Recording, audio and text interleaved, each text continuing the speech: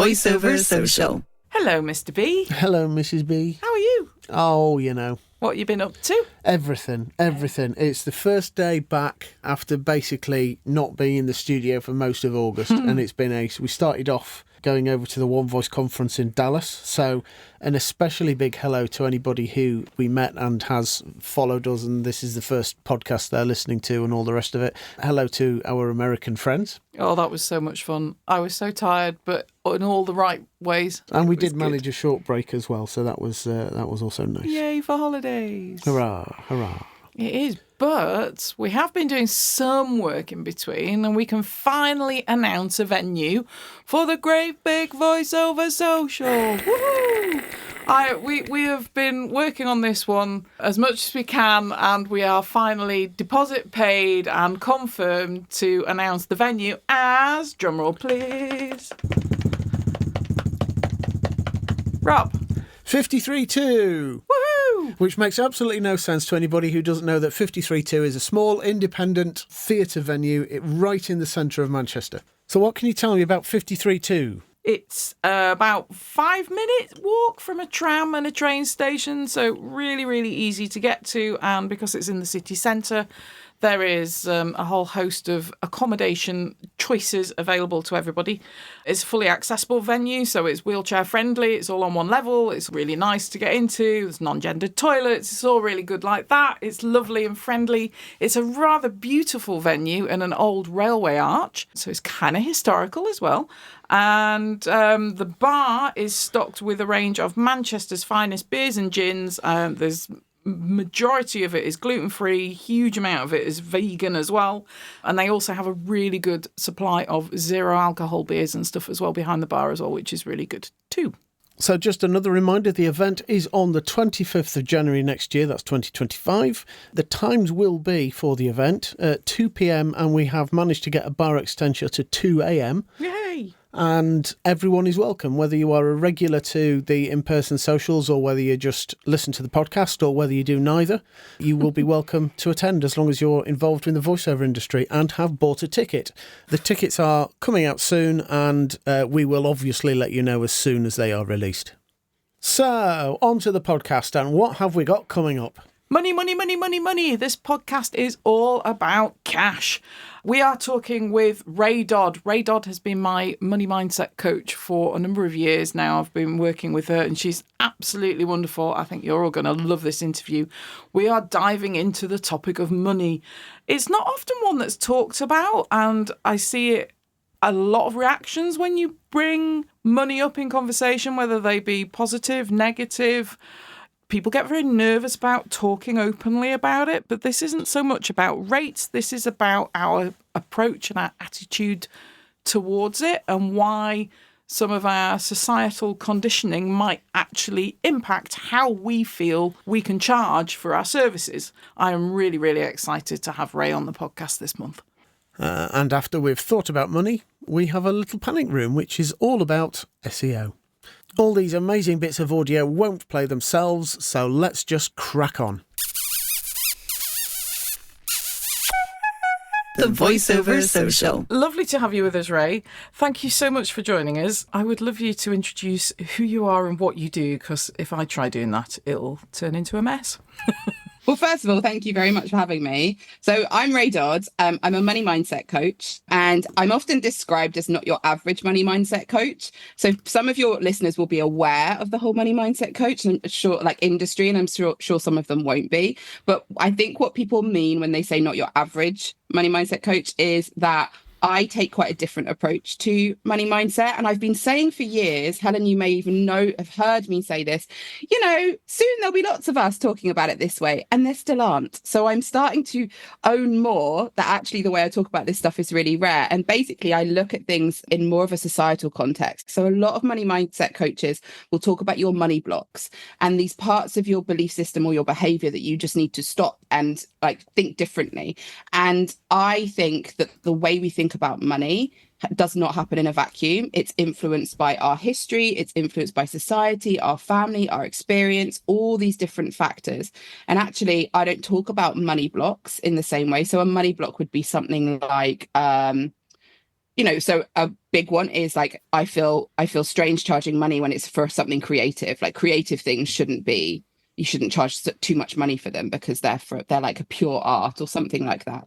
And I don't really talk about it that way. I talk about a conditioning block. Something in your societal conditioning has you believing that you're not supposed to interact with money in certain ways, or you're supposed to interact with money in certain ways. So yeah, that's kind of, I'm a coach who does that. I work with lots of different people in lots of different industries, helping them overcome that stuff so that they can move beyond it and create a relationship with money that works for them in their own businesses. Yeah, certainly when we started working together, where I joined Plenty, the reason was because you were talking about money in a very different way. And it was so refreshing to hear somebody say it wasn't necessarily all my fault. Yes. And that in itself was quite liberating and quite strange, actually. Which, yeah, you're definitely one of the few, if not the only person that I've heard actually talking like that. And it was quite a relief to know it wasn't my fault. It's such a big issue with the money mindset industry, is that it really does lay the blame at the feet of the person who's not making the money they want to, whether that's money at all or upping their income to that next level that they're going for. And when I first started out, I didn't start out being a money coach. I started out in a different area of coaching, and I was doing all my money mindset work, and I was like, I keep coming across the same things. I still believe these things. Like, I'm trying to shift them. Why aren't they going anywhere? And then I looked at it and was like, well, hang on. The whole world tells me it's meant to be this way. The whole world is holding up. So a phrase we use a lot, or a word we use a lot in money mindset coaching, is scarcity, like the idea that there's not enough out there for us. And the world we're swimming around in a culture and a society of scarcity. So many things that we all want to see change in the world are underpinned by scarcity. If you look at like racism, for example, very, very simply, and I want to acknowledge that I'm simplifying this, that it's this idea that there's only enough room for white people. We haven't got enough room for everyone. Like sexism, only enough room for men, not enough room for women. Also, I could like name so many different things that are issues in the world that are underpinned by this. And so, we can't name the blame at the feet of the individual for a much wider problem than that. It's a much wider issue. Maybe this is getting too deep too quickly. No such thing. No such thing. No such thing. So how on earth do you start unpicking it all? I mean, where do you begin when it is such a, particularly the minute when countries are in recession and everybody's, cost of living crisis, and everybody's been told constantly by governments and everybody basically, the news is full of it worldwide, it's not just the UK, that there is less money going around, there's too many people on the planet, and we're, doom and gloom. I think the first step is to acknowledge that one of the things that we do when we are like trying to essentially control societies, which there is always going to be an element of, I'm not saying that all societal stuff is wrong. Like, we live in these huge amounts of people on the planet. There are going to be certain rules and things that work for some people and not for others. But what we tend to do is we try and make these black and white blanket rules. This is the way this works. It's just true, for example, that there's a cost of living crisis going on. That's what's happening in the UK at the moment. And therefore, no one's got enough money to spend on your business. And that's not true. So one of the simplest things we can do is start to be like, not so much, is it true that there's a cost of living crisis going on? That's absolutely true. Is it true that some people can't afford to work with you? Absolutely. But who are your people and who are you speaking to? So what's actually true in your scenario? And I'll say now, if your ideal client can't afford you, they're not your ideal client. And often we've been conditioned, again, this is societal conditioning, but some of you will be hearing this going, but you've just talked about a cost of living crisis. There's so many people in need. They can't be spending this much money. Okay, but are those your people? Or could you make more of a difference by charging the people the rates that they can afford, the people that you want to work with, so that both sets of you, because you're helping them make money too, have more money, and then you can help out the people that have less money. Yeah. Like, it's this really, like, what is the word? It's like we have these like tentacles that go out and just like worry about every single little thing. And then we like bring it all into our business and into our pricing. And our business honestly can't hold that. It's not meant to hold that. Your business is there to do a service. People pay for the service. You get the money. We don't need to make it, as much as I talk a lot about societal stuff, and I'll talk a lot about justice and social things that matter to people, things that really like they want to see change in the world. I believe that we do our best work for that with the money we earn from our businesses. I don't think our businesses need to take care of every societal issue. Yeah. Nor do I think they can. I really love that. And I think when we started working together originally, it was really refreshing kind of thinking, actually, if I do earn more money, then I can pass that on. Yes. And it's an aspect of earning money that's not necessarily talked about, because those people that do seem to have all the money don't seem to pass it on very willingly. Yeah. There's one or two we could probably mention quite happily.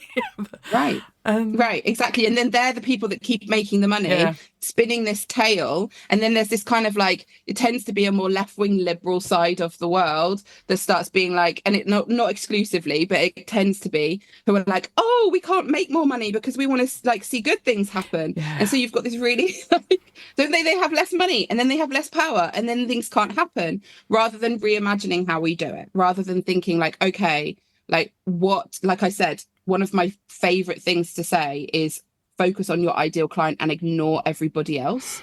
So like, not like, because often we're talking to the people that can't afford us because we feel bad that they can't afford us. So actually we're directing some of our marketing to them, some of our like all sorts of things to them, acts like subconsciously. So just focus on your ideal person, make it about that. And then, you're going to have money that can go into the places that you think it's important to go to in a far easier, straightforward way. Yeah. So in terms of money making, is the phrase know your worth? I never really used to like it, but I didn't quite know why. And it's a phrase that I just see over and over and over and over and over and over again.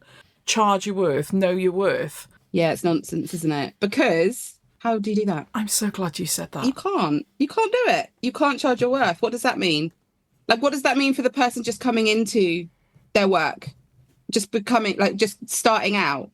Are they like, oh, the language is just, it makes my brain itch. Are they worth less? Is that what we're saying? It's advice that's levied far more at women than at men. Like generally, it's not exclusively, but it's often is, or at least it's maybe received more by women. And you've got to ask why so many women feel they don't have the worth to charge more amounts. Like, why is that? Like, that's not just happening by accident. So there's also that element of like, oh, why do I have to be like figuring out my worth in order to charge money? Just let me charge money. I mean, I agree. I think I can see why you would want to encourage people to charge more and not to undercharge. Absolutely agree with that wholeheartedly. But yes, if you go off what people charge as being the kind of basis of what they are also worth, therefore the elite billionaires that we were talking about earlier are apparently worth more than the rest of us in some way, shape or form. And I wholeheartedly disagree with that. We've talked a little bit about the societal conditioning of money around, our race and sex and things like that.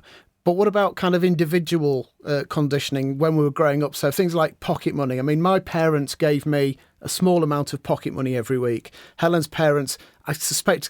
Oh, I had to do jobs Helen to had get to do mine. chores, and I think she probably got more pocket money than I did anyway. But what kind of impact does that kind of upbringing have on our attitude to money when we're adults, and in particular when we're adults running our own businesses? Oh, it's huge. So to share with you a very big impact of mine, and you'll probably remember parents. So you know how parents used to have to do the accounts and used to reconcile all the receipts and all of that stuff. My dad used to do that once a month, and he would have a tantrum every single month. It was the biggest stress you've ever seen. And as a 9-year-old, I said, I don't want to be old. I don't want to be old and have lots of keys, because my parents like had this big thing of keys, and I associated that with responsibility and basically have money and lots of receipts and have all this stress. So what we've seen from our parents is not just parents, the amount of people I work with who will tell me about how they had this one wealthy relative who then went bankrupt, and it became kind of a family story. And then that feeds their feeling that even if they make money, either they're going to do something illegal, and that's what happens, or it's all just going to disappear. Like, all of those things have a huge impact. And I think, again, it's about awareness. So just starting to be like, again, my subconscious brain is running stories. All of our subconscious brains are running stories about money all the time. So I have children and I have no idea what the right answer is about pocket money, by the way. Like, it's an absolute mess for me. But I think one of the issues with pocket money that you then, like, you do jobs and then you get money, is that you're being taught that you only get money as a reward for working. So in our family, we don't do that. I say you're a part of the family. We actually say we're part of this community. Therefore, you help out with the family. You don't do that for money, and they just have a standard amount. But I'm also, oh God, my feelings about kids and money are so squirmy. I think I know too much. You know, and you're like, because I hear everyone's family stories. But yeah, it's a very interesting thing, and I think it's just asking yourself the question. So for you, Rob, it might be worth going, I wonder what that little amount meant. Like, did I then always struggle? Have I got used to not having enough money for things, for example? And for you, Helen, it would be, do I always feel like I've got to do more to get enough money? Do I always feel like and just sort of get curious about it. Our parents were all doing their best, even the ones that did a very shit job. They were doing their best with what they had. And I think it's just sort of noticing, like, where is that having an impact in my business now? Particularly with creatives, I think this is where we go into the performers world, the impoverished artist, which I think for not just those that create physically kind of painting kind of visual stuff, but also the touring performers in terms of stage and stuff like that, unless you get to the kind of rock god kind of levels of performance, or the Hollywood A-listers, there's this kind of presumption that almost like a rite of passage, that actually if you do have too much money, maybe you're not worthy of being one of those performers. I don't know. What do you think, Rob? Do you see that? Yeah, there is a lot of perception about wealth within creative industry, and I think some of it is possibly also tied into, a lot of performers are sort of left-wing politically. Yeah. Even if they're not political, they're just kind of a lot more left-wing. And there's also that kind of champagne socialist mythology kind of thing as well, so that anybody with any kind of empathy, shall we say, isn't allowed any money. You have to be a bastard to be rich. Oh, and like, how damaging is that for the world? Anyone with empathy isn't allowed money. And I think you're totally spot on. Like, the way you phrase that is so spot on. And that's why I think we're in such a muddle in the world, or one of the reasons is because there's this idea that if you care, you won't make money, and I think the general consensus is there are people that are more deserving. There are people without that money. And one of the things I come back to over and over again is I used to work with young people in London, in inner city London, making like video projects and stuff. And while I was working in that field, Boris Johnson became Mayor of London. And he cancelled, there used to be a thing called the Rise Festival, which was an anti-racism festival that was on in London every year.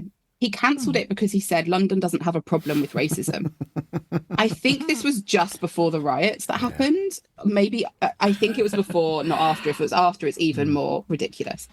So he cancelled them because London doesn't have a problem with racism. And he decided to divert the funds to teaching. He said the thing that will help out the inner city kids of London is they all need to learn Latin. Oh my God. And obviously. And I remember walking to the office that day and being like, and everyone was like, have you heard this Boris thing? Now, I am not defending that man in any way. However, what he was doing is he was looking through his Etonian lens and saying, this is the solution. I like Latin. That will teach them all. Like, he was that was what he was seeing.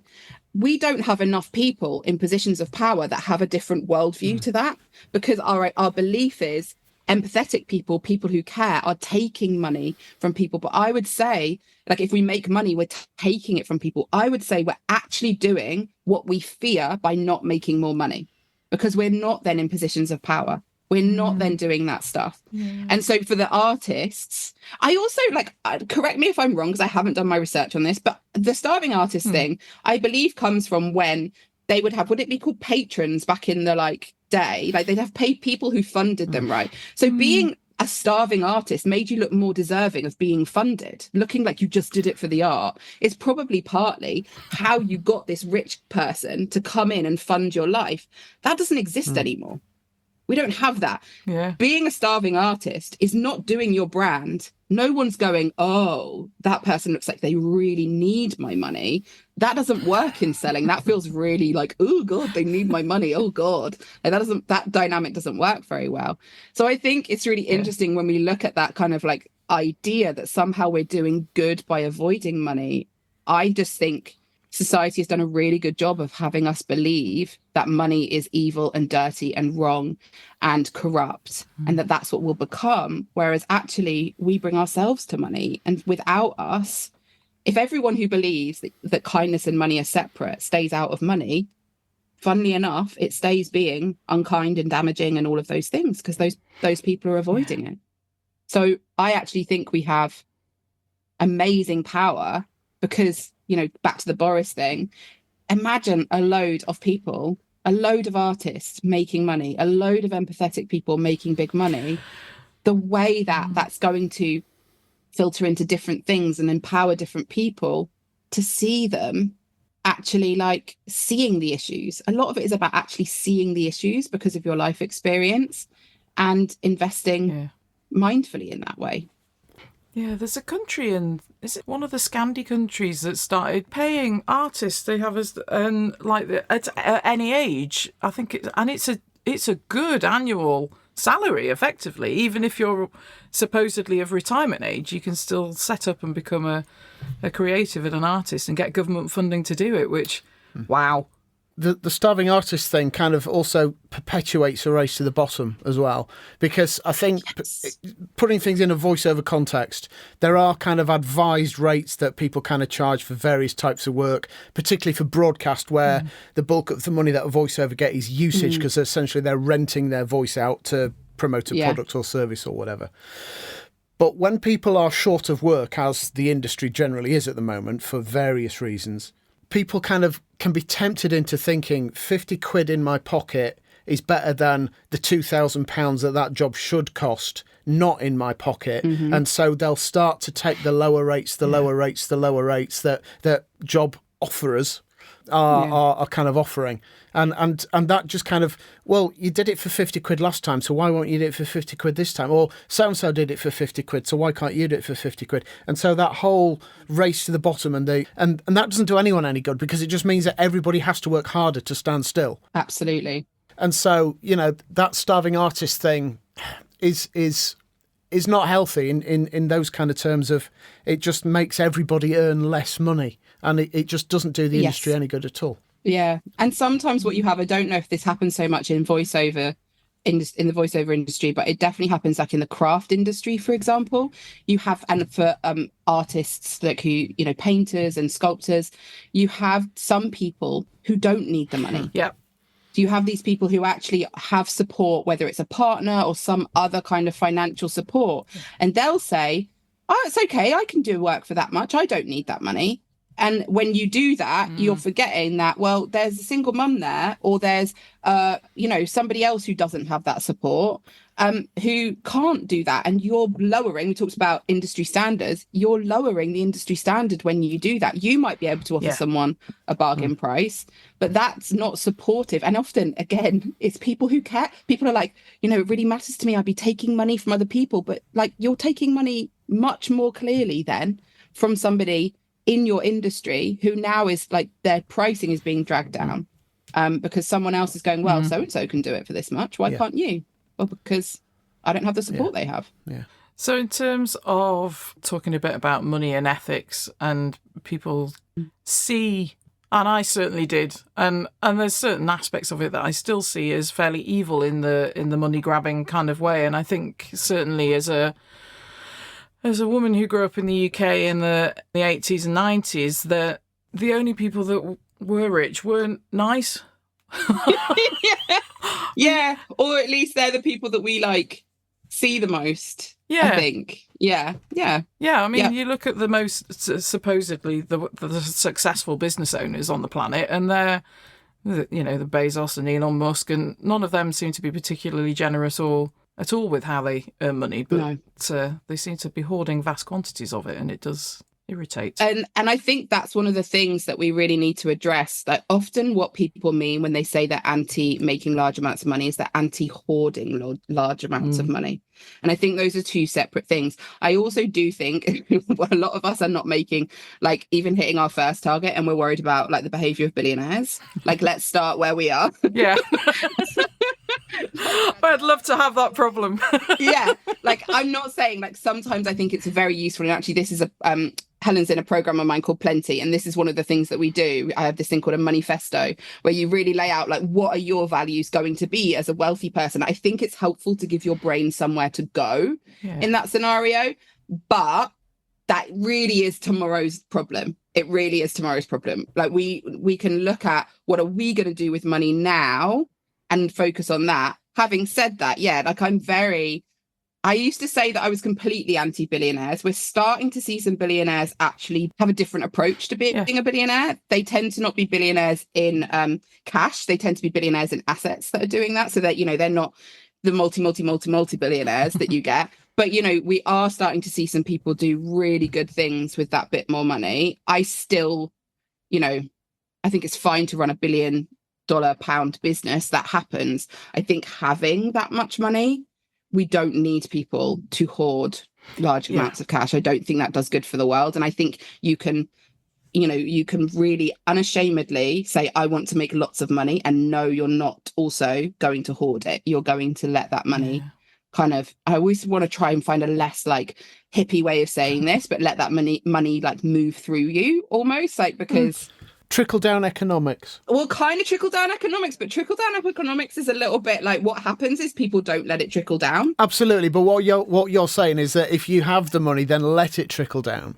Yes, exactly. So you actually do. And I think what that looks like is, so an example from my life is I have no interest in owning a very big house.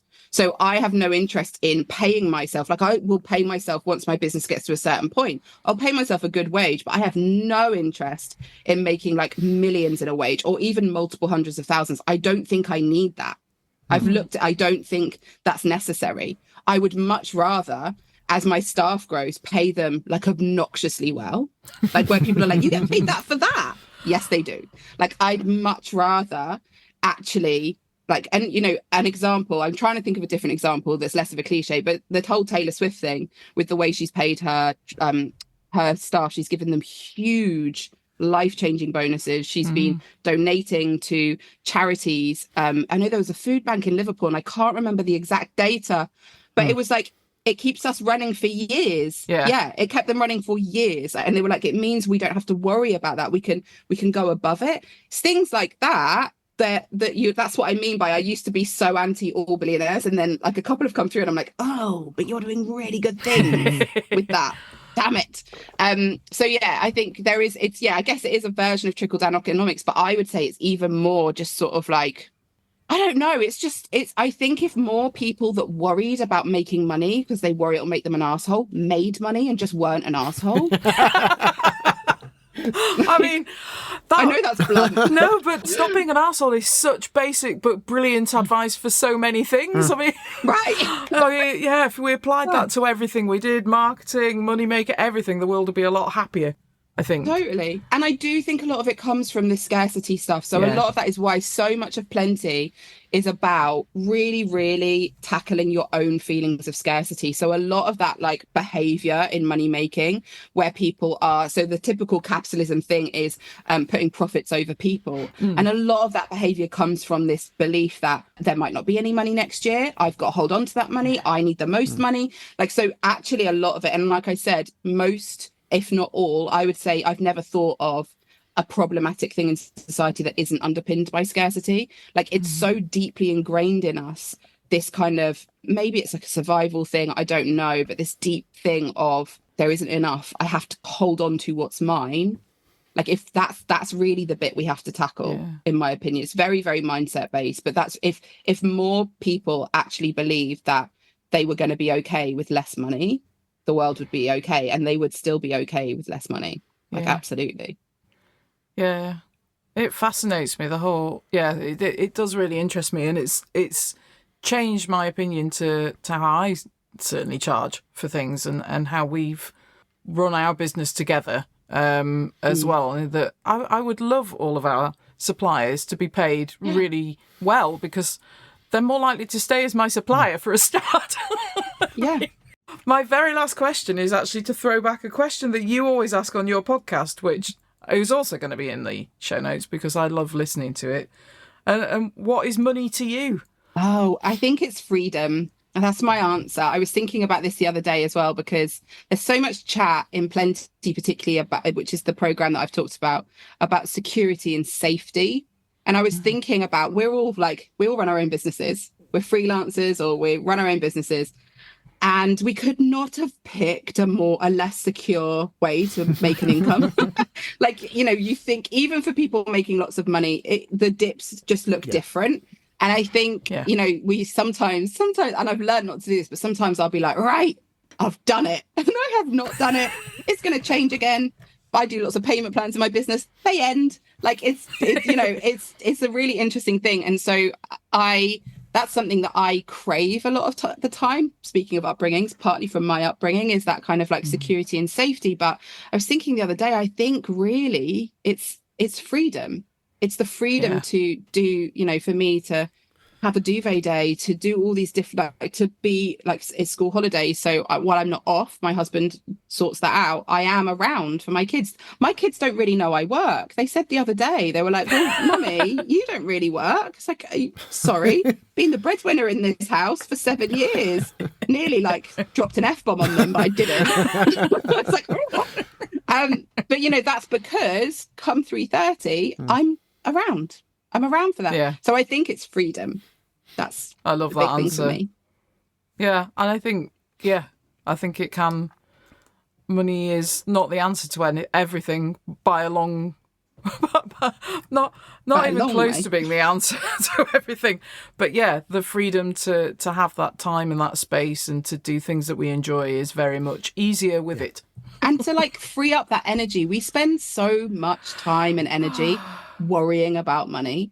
So much, and particularly we've talked about those people who see themselves as empathetic, kind people. We keep ourselves in this starving artist mode. Think of the energy we could use either creatively or in terms of helping other people or just whatever. Think of the energy if we allowed ourselves to make more money. It's massive, and that's a huge amount of freedom as well. Yeah, I love that. Thank you so much. Thank you very much for joining us, Ray. It's been lovely chatting. You're welcome. Thanks for having me. Panic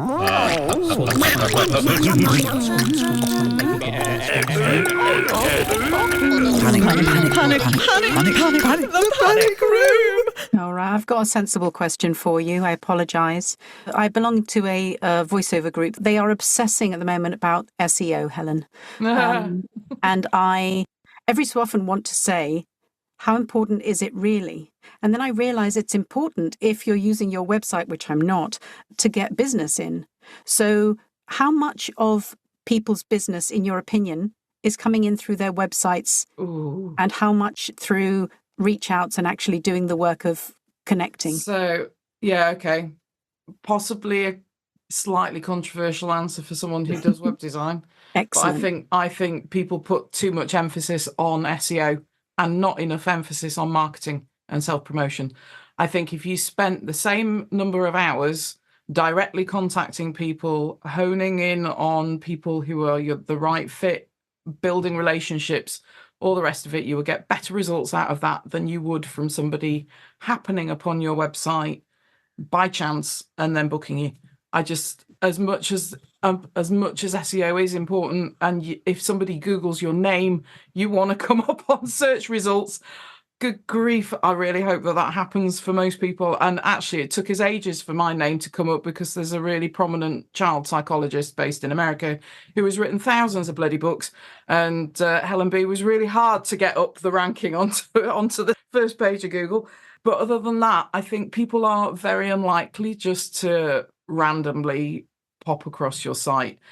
And if they are, they're unlikely to be booking really well-paid work. However, that being said, Emma Clark, who was on our podcast, something that we had to cut from the episode, annoyingly, because we ran out of time, was she got booked for a massive job She was the voice of the ship Avalon on the Hollywood film Passengers, and she got that through a dry contact through her website.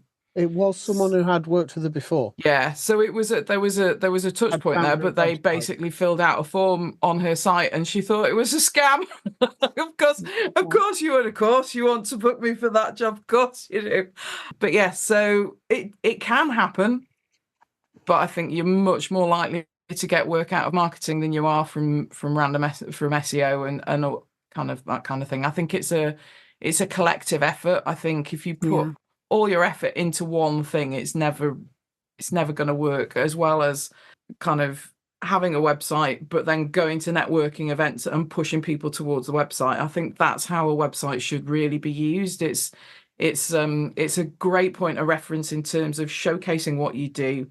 Obviously having things like demos and stuff on there, samples of past projects, case studies, and answering those questions that people want in terms of how you work, what the processes are, all the rest of it. It can save you hours in emails if you've got a good FAQ page, because you just don't need to reply to people. You can send them to this stuff, or you can copy paste answers out. And I do it all the time.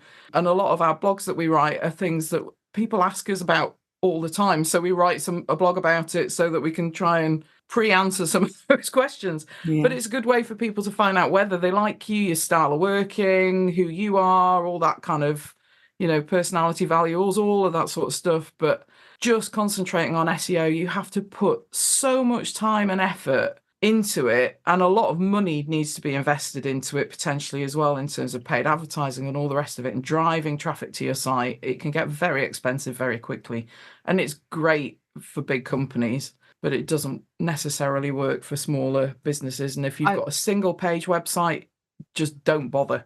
Yeah, I fell into the trap, where Google offer you like, oh, hey, have some free tokens. If you spend whatever on advertising, we'll give you this much more.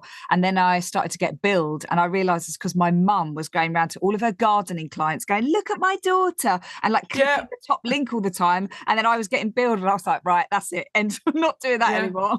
Yeah, I mean, we've never paid for advertising, but we have put a lot of money into sponsorship. So that's where we invest stuff, because that's where for us, it works better. People can get a better sense of who we are. But I've never paid for advertising in terms of Facebook or paid posts on social media or Google Ads or anything like that. But yeah, I mean, I know some voices that do it very well, and they have separate landing pages hidden in their website for every minute subgenre of work that you can think of. And it works well for them. But they've spent a lot of time and a lot of money on it. And I think that's what people forget, is that you've got to invest, and it's got to be consistent, and it's got to be repeated, and usually it's a 6 to 12 month minimum kind of game as well. It took me 3 years, I think, to get my name coming higher up search rankings of consistently talking and writing blog posts and mentioning it everywhere. I think the consistency thing is really interesting. It's something that doesn't feature as heavily just because it's not sexy and exciting, is it? Yep. But consistency really does make the difference. It sort of seems to, hanging around long enough and doing it enough for people to notice and then pay attention. Because I used to be I was following the newest shiny thing, for 3-6 months. I'm like, oh, apparently I'm supposed to be doing this now. Oh, apparently I'm supposed to be doing this now. And I was never sticking with something that actually either interested me enough for me to stick with or seemed to work. And so I stuck with it until I found the way that I like to work. And that's hard. Yeah, totally agree. I think if we all did everything that experts told us to do, I don't know when the hell we'd actually find the way to either breathe or earn money. I think so much of it is about exactly what you said, finding what you want to do, experimenting with stuff, sticking with the stuff that you enjoy and ignoring the stuff that you hate. It's so much more entertaining. Life is worth more than, it's so much more than just bloody marketing. You've been listening to the VoiceOver Social podcast, hosted by Rob B and Helen B from BEE. Sponsored by BEE. VoiceOver Social.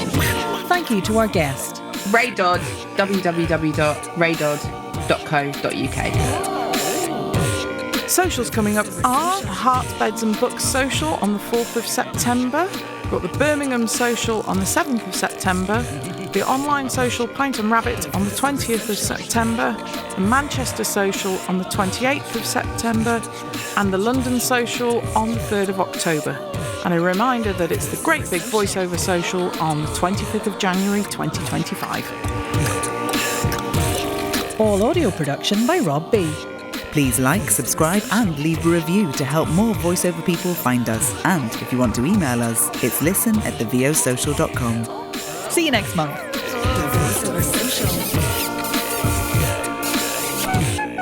The Voiceover Social.